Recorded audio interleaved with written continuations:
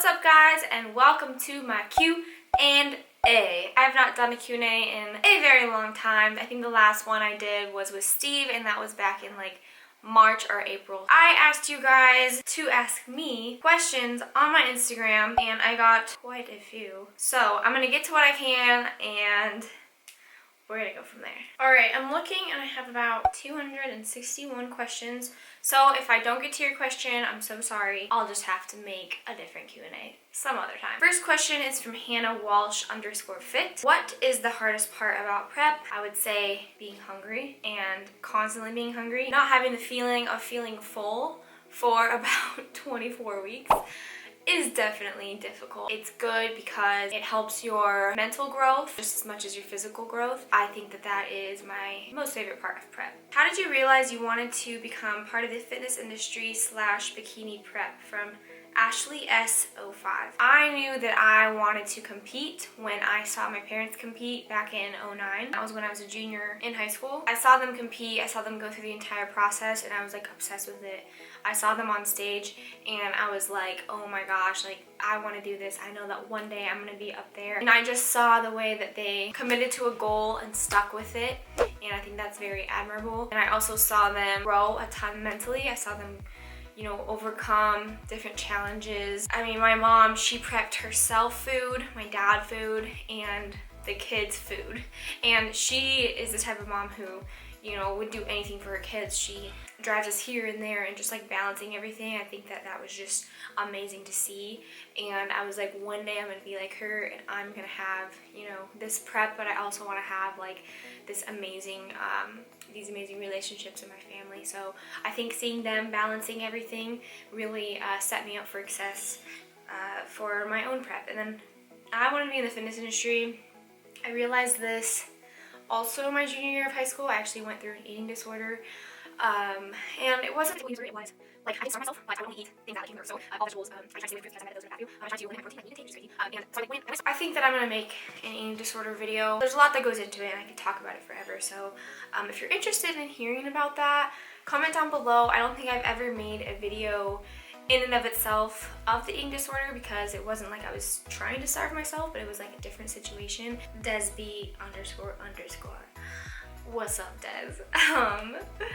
Favorite memory of high school? Oh my gosh. High school was like a love-hate relationship. I was one to not focus on schoolwork, and I was one to like focus on partying. I think that my favorite memory was getting asked to be homecoming queen, or like getting asked to be like one of the people. To me, that meant a lot, because at the time I didn't know that people, like I had different friend groups and everything, but I didn't know that I was liked. My whole life, like in high school and middle school, I had a lot of like frenemies and enemies and whatever you want to say. I got enemies, got a lot of enemies, got a lot of people trying to drain me of my energy. Because girls can be very mean, so I think that was very uplifting and one of my favorite memories of high school. What are your current macros? From Jules XOXO. Current macros are 300 carb, 50 fat, 120 protein on rest days and upper body days. And then my carbs jumped to 325 on leg days. But I'm about to increase them because I'm hungry, and we're trying to grow, and I am maintaining my weight right now. I'm about 118, 119. My stage weight was 105, 108, which is very tiny. But we're gonna keep continuing to grow until I get about like 125. I think highest I got last season was 127. Ooh. K _S _NYC. How are you going to approach off season as an IFBB pro differently than previous off seasons? This off season is so far amazing because A, my body recovered from prep a lot quicker than my previous preps, and B, I feel like my mind-muscle connection when I work out and lift weights has just like clicked. There's something about training hardcore over the past few years right now in my life. Like I'm eating, I'm growing, and everything's just clicking. So as I'm approaching this, it's not that I'm approaching it very differently than I have like my last off season, but everything's starting to click a little bit more. My body processes through food a lot better. My metabolism's higher. I have a lot more, I think that's because I have a lot more lean mass. So I'm not approaching it differently. I'm still, you know, lifting heavy, giving my workouts 100, and trying to stick to my macros 100% unless like I have a free meal or I'm gone for a weekend or something like that. Yeah, so not really much differently. What's the most challenging part of starting a YouTube channel? What channel did you see most growth from? IG, Facebook, YouTube, etc. From Steffi CXO. The most challenging part of starting a YouTube is just starting. I know a lot of people who are wanting to take that step and take that leap, but they're like, well, I want to create a ton of content and I want to just release all this content. But no, if you are wanting to start a YouTube channel, you just need to do it.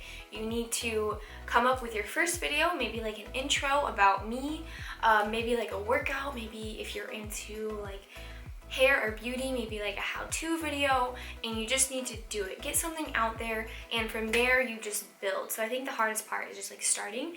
And then the biggest growth I've seen is from Instagram. YouTube is very slow for me. I don't know if that's because like my titles are not optimal for search engine. I don't know if that's like my tags.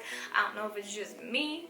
I don't know why it goes pretty slow. YouTube subscribers are like very, very valuable compared to following on Instagram, because it's a lot harder to get subscribers on YouTube. That's just like a known fact in the YouTube world. So it's a lot slower, but it is building each day. So I'm very grateful for that. And I'm very grateful for every one of you who have already subscribed. I seriously love you guys so much. And let me know what you want to see more of. Best tips for gaining lean mass for both men and women from Jay's Lives Fit _. Best tips is once I started increasing my macros and eating in a surplus, I noticed a huge difference in growth, in energy, in everything. So getting your calories up, not being afraid to eat. And you know, at first your body's not going to run through the food very well, but after a while, if you keep your calories high, your metabolism will eventually be okay with running through the food. And then lifting heavy, lifting hard, not being afraid as a female especially to lift heavy and, you know, lift to where you can't get that 8th rep in kind of thing. So that's what I would say for lean mass. NP lack 16, how do you stay motivated? So motivation is a funny thing because it is very short-lived and it kind of like comes and goes. Instead of focusing on like motivation all the time, I focus on my purpose. For example, I really like to help people like on one-on-one basis, so like coaching. So that I feel like when we talk, you know, deeper than macros and cardio and training, we're talking more about life, and I'm kind of helping them through a situation that they don't have anyone else to talk to or go to. That to me is very purposeful in my life, just rather than the physical side. So focusing on different things like that, like purpose, like posting an Instagram photo, but also posting a meaningful caption behind it that could potentially help someone's day or help someone realize something within themselves that they didn't know. Just stuff like that is very purposeful to me, so I guess it can then turn into motivation. But I would say like short-lived motivation is, so this is kind of funny, but I like to rewatch. Like if I'm in prep or if I need to go to the gym and I'm not feeling it, I rewatch like my show day videos and I see like the final product up on stage and I see my performance and I see me being like super happy in that moment and how I was feeling in that moment. Just like that adrenaline rush and just the amazing feeling I get when I'm on stage. That's kind of like what I do for motivation. I can like look at those videos and be super motivated, I guess. And like obviously the Olympia, stuff like that. Tay_Nicole23, what's the most difficult part of your career? So the most difficult part of my career is you always have to like, I feel like you always have to be on top of it 100% of the time, because otherwise you feel like you're falling behind. So sometimes I feel like I have to do a million different things in order to be successful, in order to keep things going, because I have people like in the social media realm who I see are doing so much, and sometimes I feel like, oh my gosh, like I'm doing so little, I need to step up my game and all of that. But I really need to realize is that like I'm doing enough, and even if society tells me I'm not doing enough, I need to stop listening to that, because just because I'm doing like 3 things doesn't mean I have to be doing 10 different things. Like I still need to have a life, I still need to be able to relax, I still need to be able to have my own thoughts rather than just business. I still need to have time with God. I can't let these things fall behind, because otherwise my life is only going to be about work, and to me that's not very fulfilling. So I need to be careful about balancing that, because in the past I have done balls to the wall work, no relationships with anything, and I was very unhappy. So that's kind of like a balancing act, I'd say, is the hardest.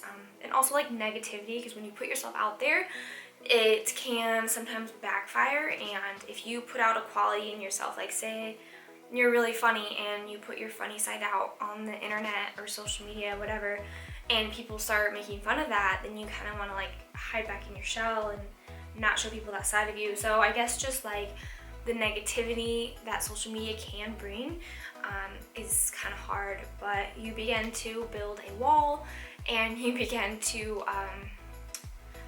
if you have people in your life who support you and tell you that certain comments don't matter, then it's very helpful to you. Favorite Lulu leggings from Sarah_Ford. You already know it's the Align pant. And funny story, I was in Colorado a couple years ago, and we went to Lululemon, of course, and walked in, picked up leggings. I was like, what are these? And they're like, oh my gosh, like these are going to be the next leggings. These are going to be the leggings that change the game. They're like, feel this. So I feel it, and it's like butter, and I'm like, holy crap. So I try them on, and I'm like, sold. This is going to be a game changer. This is going to be the pant that everyone is going to want to wear on a daily basis. So here we are today, 2 years later, and I'm still rocking the Align pant almost every single day. If you could only have 1 food groups for the rest of your life, what would it be? I think I'm gonna have to go with carbs. I love rice, and I love sweet potatoes. And like if I had to live without those, I think I'd be very sad. Like I am in prep, and in prep I have very high fats, and I feel like I would like much rather have carbs. So there's my answer. Although I would really miss nuts and more, like, ooh, that's a tough one. Instagram, when you swipe like this way, it like goes back. Oh my gosh, it's driving me crazy. It's driving me crazy. I don't know why they made that feature. How do you burn off all of the fat on your body? Is it just eating clean or hardcore cardio? From Cardinal Hastings. How do you burn the fat? You would obviously be in a deficit of calories, and you would want to expel more than you're taking in. So that's just like simple math there. If you are eating over what you should be eating, you're most likely not going to lose fat. But if you're in a deficit, then that's when fat loss occurs. Chloe Riddell said, how do you plan your workouts and include variety so you don't get bored? How I plan my workouts, I don't plan them. I have not planned them for like 3 years now, because it gets very monotonous to me and I get very, very bored. So every single workout is different. I just kind of like think of something in my mind, and like if I'm doing, let's say today I did back, I did like a ton of different variety for my lats, so I'll do something like close grip or wide grip or underhand or bent over, anything along those lines. I'll like think of different angles, different grips, and there's like tons of different variety that you can do with that. So I just kind of think of different ways so I don't get bored, and I think that's why I don't like following a plan. And I don't know if that hurts me or what, but I think it's working pretty well for me because I'm not getting bored. Charlene Odenthal. I'm probably butchering your last name, so I'm so sorry. Have you ever had issues with being constantly bloated? If so, what helped you get rid of it? If you're feeling constantly bloated, there are a few reasons why. and you need to nail that down. Either you're allergic to a food, your body isn't processing it, or you have added in more foods than your body is used to taking in, and you just need to allow time for them to process through. So when I'm bloated, like the time that I feel most bloated is after a show, because my food has been so low for so long that any food I eat is going to have a very long time to digest. Therefore, I'm going to feel bloated. So that's something that time will help that. I mean, don't decrease your calories just because you're feeling bloated. Give it time, let your body run through the food, and eventually your metabolism will increase. So if you're eating in a surplus, you're feeling bloated, there's a difference between feeling bloated and feeling full of food all the time. Like, I'm eating so much food right now that I'm feeling full like a lot of the time. So I think you need to differentiate, is it really bloat or is it just feeling full? And then also if you're allergic to something like dairy or like I have a client that's like has very sensitivity to quinoa or wheat or gluten products, cut it out of your diet for a week and see if that helps. I know that when I cut dairy out of my diet, my skin cleared up and I had less bloating and my energy was better. So just kind of pinpointing either the foods or kind of seeing where your calories are at, and then go from there. Someone asking how to increase food intake, and Courtney_Frug told her about my reverse dieting video on my YouTube, so definitely check that out. If any of these questions are about reverse dieting, check out my reverse dieting video on YouTube. How did you recover from your eating disorder? _Ashlyn Nicole. I'm gonna make a video on that because that is gonna be like a very long talk. Zoe is snoring over there. I wish I could show you, but it would mess up the frame. She's snoring, how cute. Oh, I sometimes just like stare at her like very creepily. Like I'll get up in her face and I'm like, oh, people probably think it's so weird.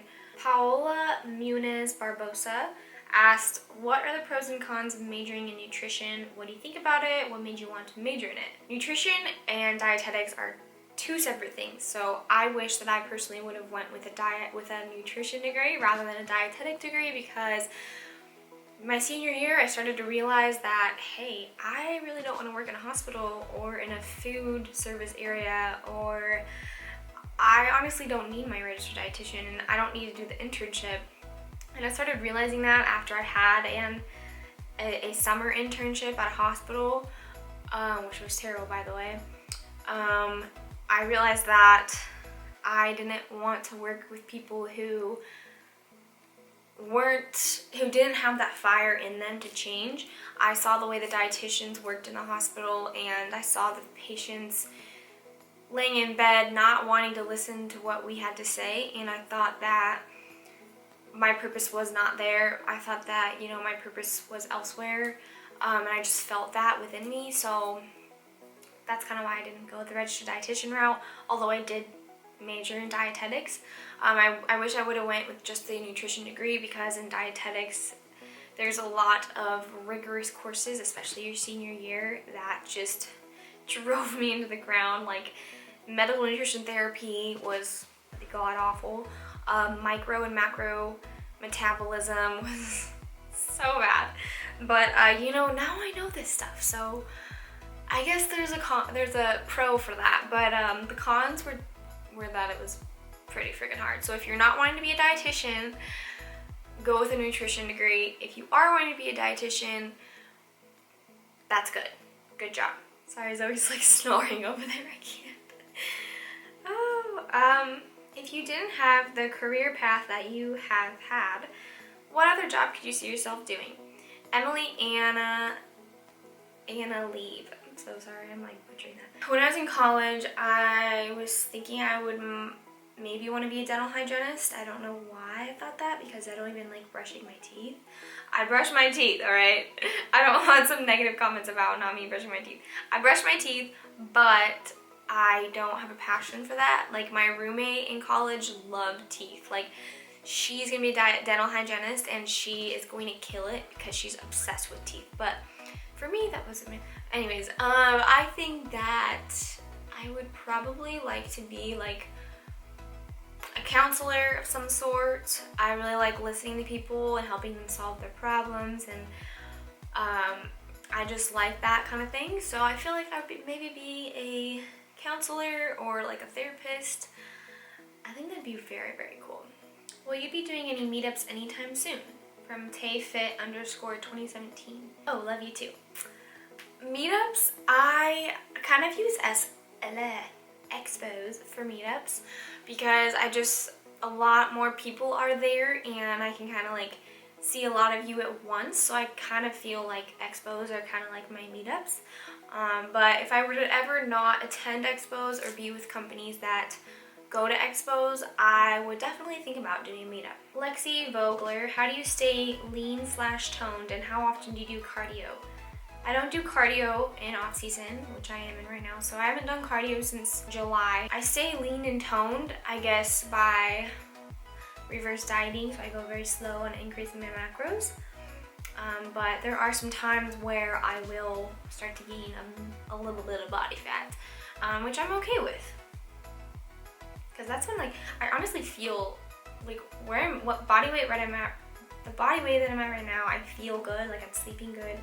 I feel a lot energized. I'm able to kill my sessions. Like I feel like myself. What's Steve and yours favorite show to watch? Brooklyn Mercer. Favorite show is Game of Thrones, and I personally like Jane the Virgin.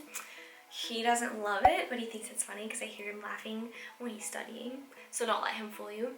And what else do we watch? Guys, we watch a lot of shows.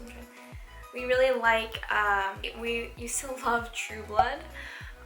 That's like a long time ago, but we used to love that. And I would say Game of Thrones is like our thing. Oh, New Girl. Yes. I can die laughing at that show like all day. That's my favorite.